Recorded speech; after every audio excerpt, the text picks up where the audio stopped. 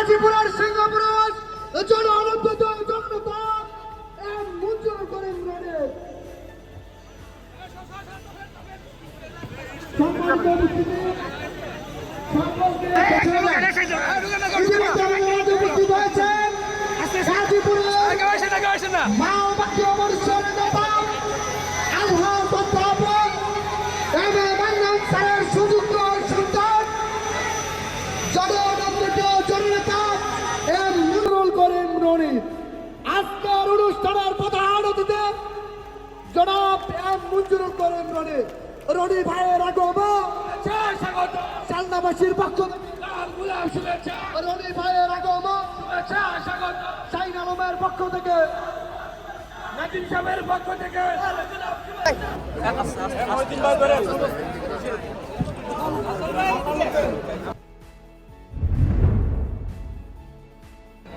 আমাদের মাঝে উপস্থিত রয়েছেন আমাদের গাজীপুরের রাজনৈতিক অঙ্গনের এক ধ্রুবতারা শালনার কৃতি সন্তান। আজকের এই খেলার সম্মানিত প্রধান অতিথি গাজীপুর মহানগর বিএনপির সংগ্রামী সাধারণ সম্পাদক এম মজিরুল করিম রনি। আবার কিন্তু টেনে ওয়ান সাইডে খেলেছেন, বল চলে যাচ্ছে লং অন দিয়ে সীমানার দিকে, ফিল্ডাররা আছেন সীমানা দূরের কাছে। গেল রনি এই বলে বিষয় একটি বেশি রান নেওয়ার সুযোগ নেই, আরো একটা রান যুক্ত হয়েছে। দলীয় সংগ্রহ 119, 4 উইকেটে আরো 62 রান করতে হবে এই ম্যাচ জিততে হলে। পার্টনারশিপ বলছে 3 বলে 11 রান। তৌফিক তিনি প্রথম বলে একটা 4 হাঁকাতে সক্ষম হয়েছিলেন, যার স্ট্রাইক রেট কিন্তু 400। এই মুহূর্তে তিনি বিষয়ে আছেন, বল করলেন সফল করে। এবার কিন্তু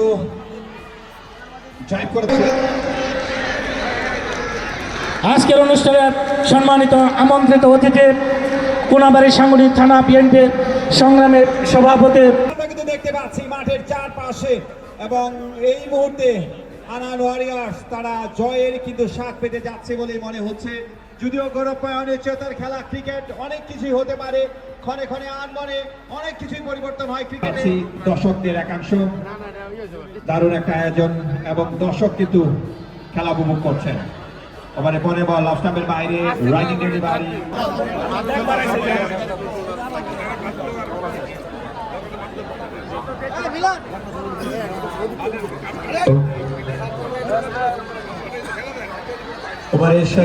আরেকটু শট হলো, দারুণ ড্রাইভিং এবং দারুণ একটা শট, 6টি রানের বিষয় যুক্ত হবে স্কোর বুকে। দলীয় সংখ্যা 118, 4 উইকেটে উষার আলো তারা কিন্তু এই মুহূর্তে আলো ছড়াচ্ছেন।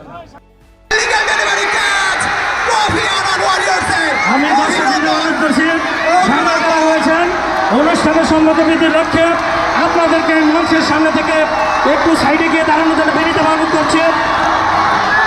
প্রিয় ছাত্র বন্ধুরা, আজকে আমাদের মাঝে উপস্থিত রয়েছেন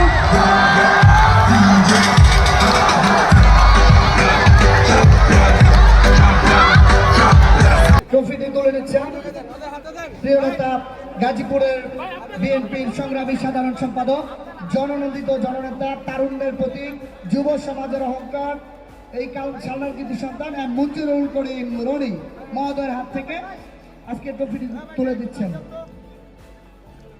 সকলে করতালি দিয়ে তাদেরকে স্বাগত জানাই। ধন্যবাদ। আজকের যে এই আয়োজন অত্যন্ত সুশৃঙ্খল এবং অত্যন্ত সুন্দরভাবে অনুষ্ঠিত হয়েছে আজকের এই ফাইনাল ম্যাচ, এই টুর্নামেন্টটি।